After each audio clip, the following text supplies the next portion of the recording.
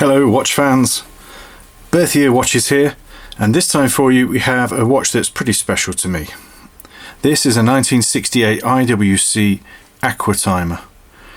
Now it's not the first model, it's the second Aquatimer they made, and you could get them in 3 dials. You could get a plain black one, which is more common.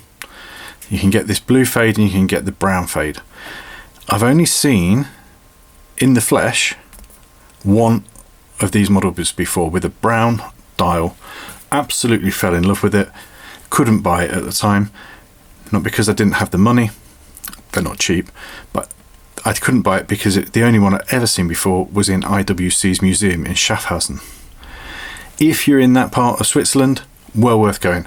Nice museum, really nice people. They gave me a tour because I was wearing an IWC watch, even though the museum was shut. It was my bad planning, they didn't mind. So it's a 60s diver's watch, so it's a good size. It's a super compressor, which means that there's no bezel on the outside. The bezel is internal, and it's turned via this top crown with this rather crazy bezel insert.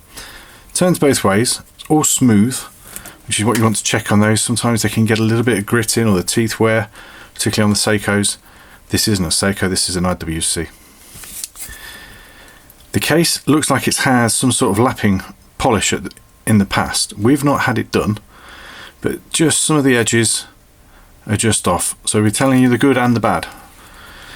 It possibly came on a Gayfer's bracelet when it was new, and this is now on a Tropic Sport rubber strap. I think it suits. That's not so much of a problem.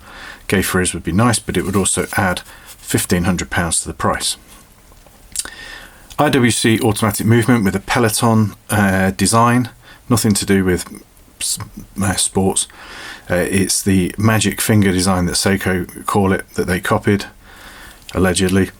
Clever little thing. On the downsides, there are a couple of very minor scratches to the bottom of this beautiful fade dial. The hands still glow, which makes me suspect they've been refilled with lume at some point. There is a slight crack in the second hand.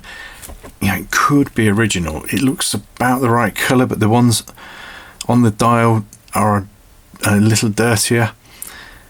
I'm guessing it's been refilled. We didn't do it. We can't be 100% sure, but we're going to say it's refilled. That way anything else is a bonus. Officially, this model didn't come out till 1969, but we know from the serial number this was made in 68. So the fact that it's got super compressor hatched crowns, the super compressor that made the case, the same company. Now, does that mean that these crowns were on the earlier watches, where the latest ones had the IWC fish, or have they been replaced later? Again, we don't know for certain. There's so little. We've got the IWC books, we've been to the museum, we do what we can, but there's only so much you can research, and if you can't find the information, you can't find it. We've got plenty of photos of the watches this way on. We haven't found another one with the hatched crowns, but it doesn't mean to say that that's not an early thing and somebody knows more than us. Nice picture of the boat on the back. It's all originally waterproof, so you know it's 60s, not 70s, when they start to say water resistant. And yeah, it's a beautiful thing. It isn't an IWC buckle because it's not an IWC strap. You could put it on any strap you want. We just went with the rubber because it's the diver connection. But I think the best way to describe this, they are rare. They are difficult to find. This one is not perfect. We don't know on the crowns. We don't know on the hands. And we think the case has had some refinishing. If it was a brown dial on a Gayfer's bracelet and it was mint, it would be double this price, and this isn't an insignificant amount of money for a watch. So if you really want the brown one, it's got to be mint. You just need a bigger checkbook. If you think I like the blue, and I don't like bracelets anyway, or you've got a bracelet ready for it or are prepared to search for one, then this is your opportunity to own one. Sorry for the longer than average video. You know that I get enthusiastic about certain watches. This one has a personal history to me because of that visit to the museum. and it's taken years to get one.